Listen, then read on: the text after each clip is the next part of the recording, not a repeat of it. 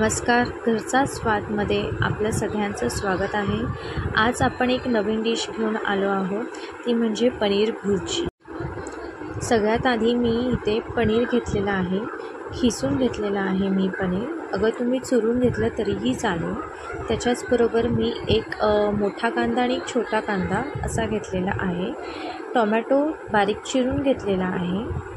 त्याचसोबत मी थोडं हळद, आलं लसणाची पेस्ट, कोथिंबीर, कढीपत्ता आणि बारीक चिरलेले मिरची।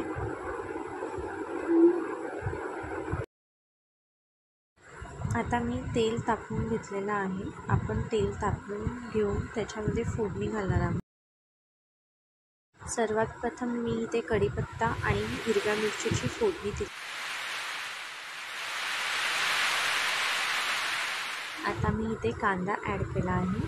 कांदा छान असा आपण परतून घेऊया। त्याला असं छान गोल्डन असा थोडासा कलर आला की आपण त्याच्यामध्ये टोमॅटो ॲड करूया।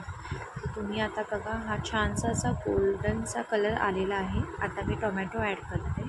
या दोघांना एकजीव करून थोडा वेळ 1-2 ते 3 मिनटं आपल्याला झाकून ठेवायचं आहे, जेणेकरून हे छानपैकी असं शिजेल। टोमॅटो आणि कांदा आपल्याला कच्चा लागणार नाही। तर ह्या प्रकारे मी इथे 2-3 मिनटं आता आपण झाकून ठेवलेलं होतं। त्यामुळे आता हे तुम्ही बघू शकता, झाकून झाल्यानंतर मी त्याच्यामध्ये आलं लसणाची पेस्ट ॲड केलेली आहे। आता ही आलं लसणाची जी पेस्ट आहे त्याच्याने स्वाद येतो, छानसं टेस्ट पण लागते। ह्यांना मी एकजीव केल्यानंतर ह्याच्यामध्ये मी हळद टाकणार आहे। हळदीचा एक फ्लेवर छान येतो, दिसायलाही छान वाटतो कलर। त्यामुळे आता ह्यांना एकजीव करूया आणि ह्याच्यानंतर आपण ह्याच्यामध्ये ॲड करणार आहोत जो आपण कुस्करून जो पनीर केलं होतं तयार, ते आता आपण मी ॲड करत आहे। तुम्ही पाहू शकता हे पनीरचे तुकडे होते, त्याला मी खिसले होते। तुम्ही कुस्करू शकता किंवा खिसूही शकता। आणि त्याचबरोबर मी चवीने ह्याच्यामध्ये मीठ ॲड केलेलं आहे। आता हे छान एकजीव करून घेऊया।